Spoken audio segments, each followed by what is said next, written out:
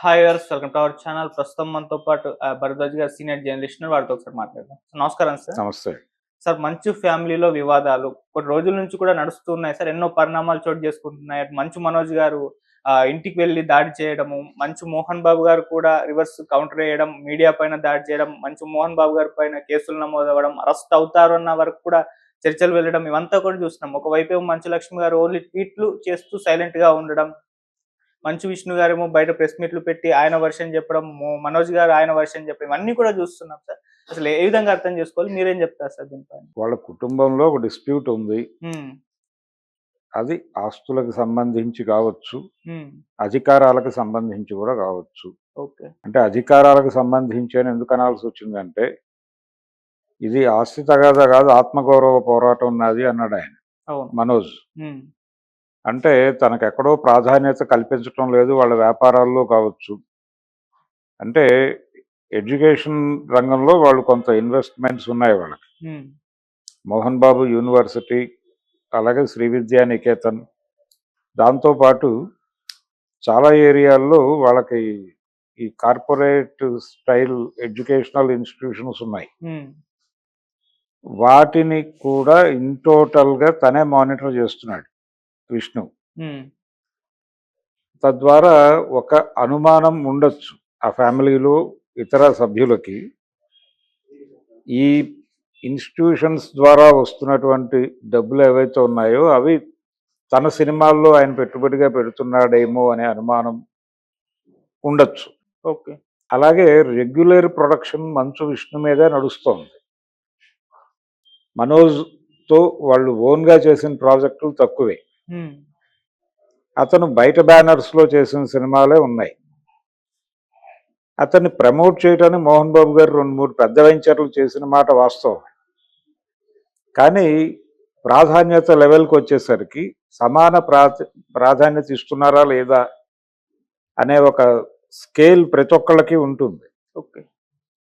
ఆ స్కేలింగ్లో ఈయన కొంత వెనకబడి ఉన్నాడు అనేది జనరల్గా చూస్తే అర్థమయ్యే విషయమే. అలాగే తను చాలా కాలంగా ఒంటరిగా అంటే ఇన్ ది సెన్స్ ఫ్యామిలీతో కలిసి కాకుండా విడిగా ఉంటున్నాడు మనోజ్. హ్మ్.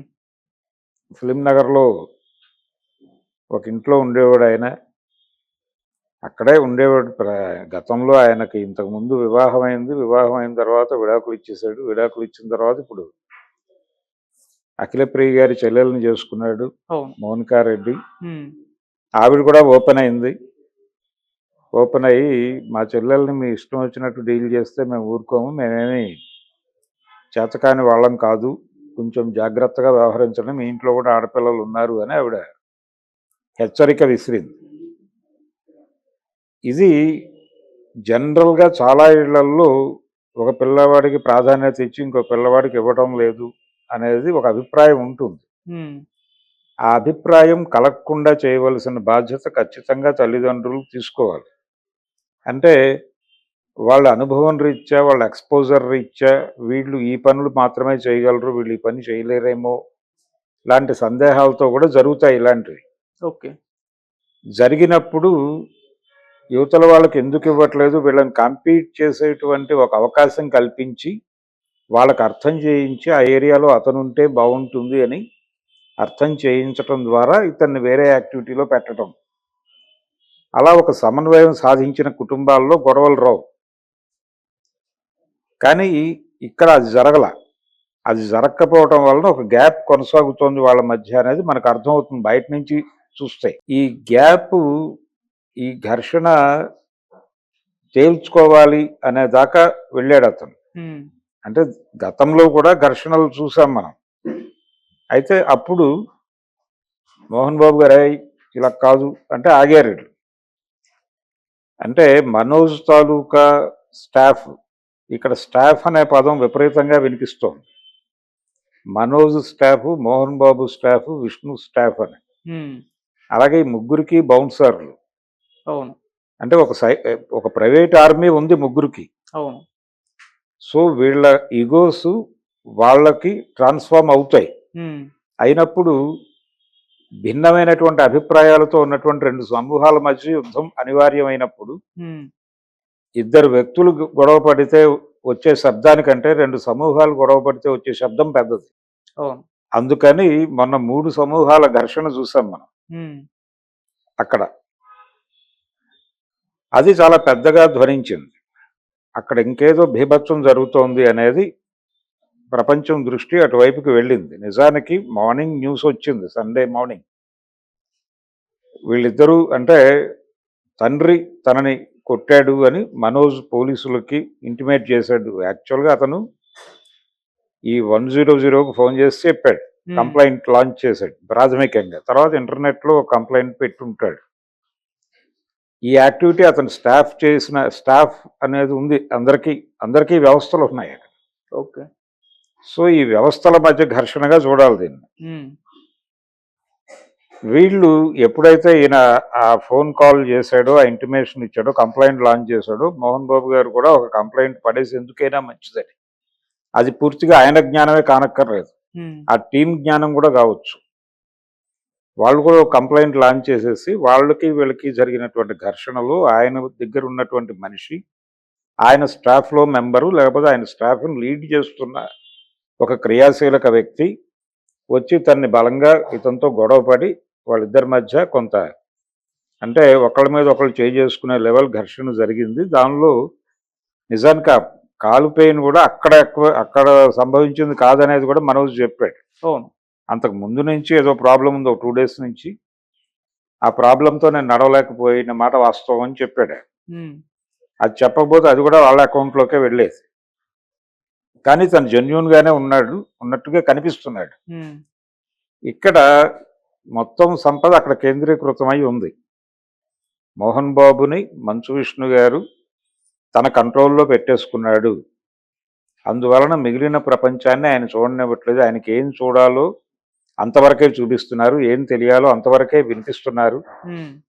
ఆయనకి ఏ అభిప్రాయాలు కలగాలో అలా కలిగిస్తున్నారు. టోటల్గా ఆయన రిమోట్ కంట్రోల్లో ఉన్నాడు ఓకే. అనేది మనోజ్ ఎస్టాబ్లిష్ చేయదలుచుకున్న ఫ్యాక్టు. అదే చెప్పాడు ఆయన, మా తండ్రి దేవుడు, హ్మ్. కానీ ఇప్పుడు కాదు, ఇప్పుడు కాకపోవడానికి కారణం అని ఇదంతా ఎస్టాబ్లిష్ చేశాడు. ఆయన్ని టోటల్ కంట్రోల్లో తీసుకున్నారు వాళ్ళు. తీసుకుని వాళ్ళు నాకు వ్యతిరేకంగా మా తండ్రి ఉండేలాగా ఒక డిజైన్ చేసి ఆయనతో ఇదంతా నడిపిస్తున్నారు. ఆయన్ని ముందు పెట్టి నడిపిస్తే నేను కంట్రోల్ అవుతానని వాళ్ళ ఉద్దేశం. హ్మ్. అందుకని నా తండ్రిని నా తల్లిని ఇరికించి ఈ రప్చర్ నడుపుతున్న వ్యక్తులు వేరు. అంటే ఏం లేదు, అన్నయ్య అంటే వీళ్ళిద్దరూ ఒకే తండ్రికి పుట్టిన పిల్లలు, కానీ వాళ్ళ తల్లులు వేరే. మొదటి భార్య విద్య ఆవిడ పేరు. ఆవిడ చనిపోయారు. చనిపోయిన తర్వాత ఆవిడ చెల్లెలనే పెళ్లి చేసుకున్నాడు హ్మ్. ఈ నిర్మల గారు. అదే మనోజ్ మదర్, విష్ణు మదర్కి సిస్టరే. అవును.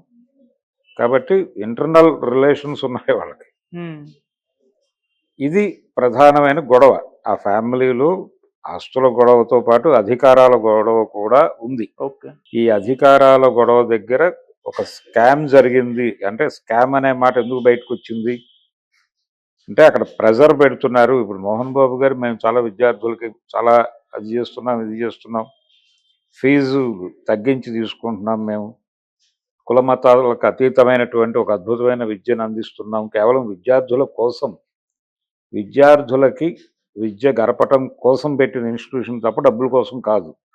నిజానికి ఆ ఎడ్యుకేషనల్ ఇన్స్టిట్యూషన్ ప్రారంభించేటప్పుడు ఆయన కొంచెం క్రైసిస్లో ఉన్నాడు. హ్మ్.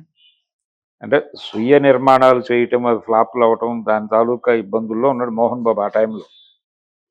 ఒక ప్రత్యామ్నాయం ఉండాలనే ఉద్దేశంతో ఆయన 2 కార్యక్రమాలు చేశాడు, 2 వ్యాపారాలు మొదలుపెట్టాడు. హెరిటేజ్ డైరీ ఆయన ప్రారంభించింది, తర్వాత చంద్రబాబు గారి చేతుల్లోకి వచ్చింది, చంద్రబాబు గారి సతీమణి చేతుల్లోకి వచ్చింది. ఓకే. కానీ ఒరిజినల్ ప్రారంభకుడు మోహన్ బాబే. హ్మ్. మోహన్ బాబు అందులో భాగస్వామిగా బాలకృష్ణను తీసుకున్నాడు. ఆ తర్వాత ఆయన చెల్లెలు ప్రవేశించారు.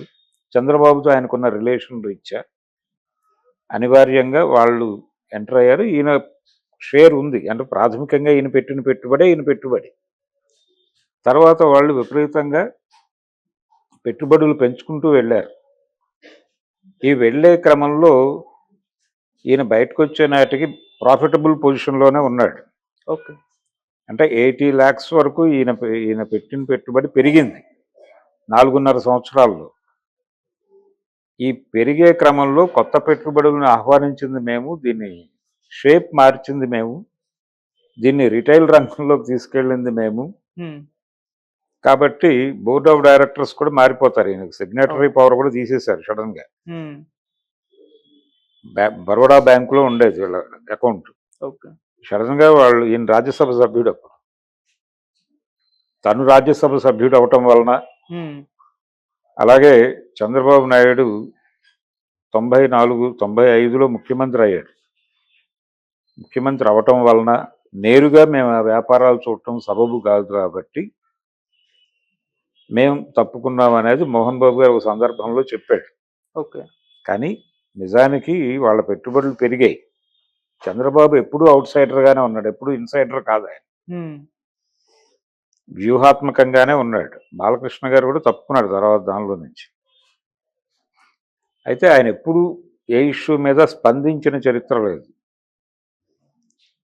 ఇలా నడుస్తూ ఉండగా వాళ్ళు board of directors signatory power కూడా తీస్తారు. అప్పుడు రాజ్యసభ సెషన్లో ఉన్నాడు ఆయన. సెషన్లో ఉండగా ఆయనకు సిగ్నేటరీ పవర్ తీసేశారు. టోటల్గా కొత్త బాడీ ఎలక్ట్ అయింది. ఆ కొత్త బాడీకి ఆవిడ నాయకత్వం వహించారు. ఈయన నామినల్గా మార్జినలైజ్ అయిపోయాడు. ఈ సఫకేషన్తో ఆయన ఢిల్లీ నుంచి వచ్చాడు. వచ్చినప్పుడు తీవ్రంగా విరుచుకుపడ్డాడు. ప్రెస్ మీట్ పెట్టి ఆ రోజున చాలా సీరియస్ అటాక్ చేశాడు. ఆ తర్వాత కూల్ అయ్యాడు. వేరే గొడవ. చంద్రబాబుతో ఈయనకి మంచి సంబంధాలే ఉండేవి అంతకుముందు. చంద్రబాబుకి ఈయనకి బంధుత్వం ఉంది, వేరే బంధుత్వం ఉంది. ఈయనకి చెల్లెలు వరుస అయ్యే అమ్మాయినే వాళ్ళ తమ్ముడికి చేసుకున్నారు. మోహన్ బాబుకి చెల్లెలు వరుస అయ్యే అమ్మాయిని చంద్రబాబు గారి తమ్ముడు మొన్న కన్నుమూసినటువంటి రామ్మూర్తి నాయుడు గారు చేసుకున్నాడు. అలా నారా రోహిత్కి ఈయన మేనమామ వరుస మోహన్ బాబు. ఆ రిలేషన్స్ ఉన్నాయి. వాళ్ళందరూ చిత్తూరు జిల్లా బ్యాచ్ ఇదంతా. ఈ ప్రాసెస్ అదొక వివాదం ఆయన జీవితంలో. అలా చాలా సందర్భాల్లో మోహన్ బాబు పేరు వివాదాల్లో ఉంది. ఆయన మీద కొన్ని ఎలిగేషన్స్ కూడా ఉన్నాయి. దాసరి గారు ఆయన ఇతర వ్యాపారాలు, ఇతర వ్యవహారాలు చేసినప్పుడు వచ్చిన సర్ప్లస్ డబ్బుల్ని కొన్ని బినామీల పేరుతో పెట్టేవాడు. అందులో మోహన్ బాబు కీలకం అని. ఆ తర్వాత ఆయన చనిపోయిన తర్వాత మోహన్ బాబు అవేమీ నాకు తెలియదని అన్నాడని నేరుగా దాసరి వారి పెద్ద కోడలే మీడియాకి వెల్లడించినటువంటి ఒక సందర్భం ఉంది. మోహన్ బాబు గారు అటువంటిది ఏమీ లేదు అని చెప్పేవారు. కానీ అదైతే ప్రజల మనసుల్లో ఉంది. అంటే ఆయనకి బినామీగా ఉండి తర్వాత నాకేం తెలుసు అన్న ధోరణిలో వ్యవహరించడని. అలాగే లక్ష్మీపార్వతి గారు ఎన్టీ రామారావు గారి క్రైసిస్ నడుస్తున్న టైంలో ఈయనకి కొన్ని సూట్ కేసులు ఇచ్చారని, ఆ సూట్ కేసులు కూడా ఆయన తర్వాత ఏమీ లేదు అలాంటిది, మీరు నాకేమీ ఇవ్వలేదని ఆవిడతో అన్నారని, ఆవిడ కొంచెం గాయపడిందని అది కూడా ఓ ప్రచారం ఉంది. ఇలా రకరకాల సందర్భాల్లో మోహన్ బాబు మీద ఆ విమర్శలు ఉన్నాయి. అలాగే ఒక తిరుపతి అంటే చిత్తూరులో ఒక ప్రాపర్టీ, ఒక డిస్ప్యూటెడ్ ప్రాపర్టీ కూడా కాదు అది, నిజానికి గవర్నమెంట్ ప్రాపర్టీనే. ఆ ప్రాపర్టీని నేను కబ్జా చేశాడని కలెక్టర్ గారు రియాక్ట్ అయ్యి నోటీసులు ఇస్తే, అంటే వీళ్ళు ఏదో స్థలం కొన్నారు, దాని పక్కన కొంత ప్రభుత్వ భూమి ఉంది, దాంతో కలిపి వీళ్ళు టేక్ ఓవర్ చేశారు. అన్నమయ్య చెరువు అనేది ఉంటుంది అక్కడ. ఆ ఏరియాలో ఈయన కొన్న ప్రాపర్టీలో అది కూడా కలిసిపోయి లింక్ అయిపోయి వాళ్ళు మొత్తం మీద ఒక డిజైన్ ఏదో చేశారని అప్పటి కలెక్టర్ నోటీసులు పంపిస్తే వీళ్ళు రెవెన్యూ డిపార్ట్మెంట్తో ఘర్షణాత్మక వైఖరికి వెళ్ళి రెవెన్యూ ఆఫీస్లో గొడవకి కూడా వెళ్ళి వాళ్ళిద్దరి మీద దాడి చేశారు. అది నేను చెప్పడం కాదు, అది పేపర్లో వచ్చిన వార్తే ఆ రోజున.